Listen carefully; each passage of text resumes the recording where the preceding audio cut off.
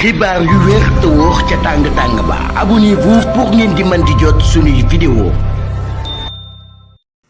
daleen ak jàmm seen bii di Buzz 221 HD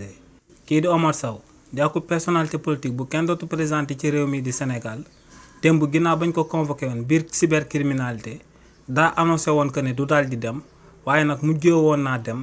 bañ daal di koy téye daal di koy placé sous mandat de dépôt daal di koy tëj ci kaso bi ba mu fanaan guddeem gu njëkk démb ci kaso bi ci réew mi di Sénégal. coow loolee nu mu demee moom mooy que ne kii di Omar Sow ginnaaw bañ ko invité woon ci benn télévision de la place daa yëkkati woon foofee kàddu daal di wax que ne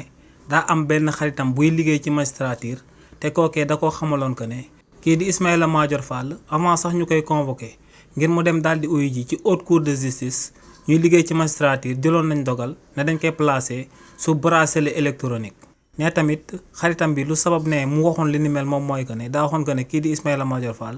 moo fi andi woon bracelet électronique yi donc c'est normal ñu daal di ko koy takkal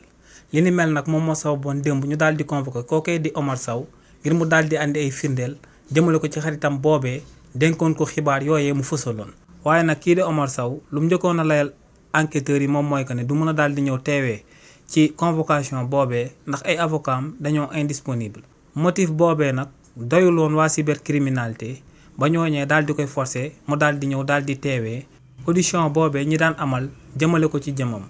kii di Omar Sow nag ginnaaw ba mu daal di teewee ci audition bi te mënut woon a andi benn document biy firndeel kàddu yu mu yëkkati loolee daal di nay sabab waa cybercriminalité daal di koy placer sous mandat de dépôt ci fàttali rek kookee di Omar Sow ci si la nekkoon ci réewu Sénégal jëmale ko ci ay diffamation bi nga xam ne moom la amaloon jëmale ko ci waa régime bu bees bi donc lu leer ba am moom mooy que ne bii paa buñ ko daanee lu diis lañ namm daal di jël daal di koy teg ci ndoddam.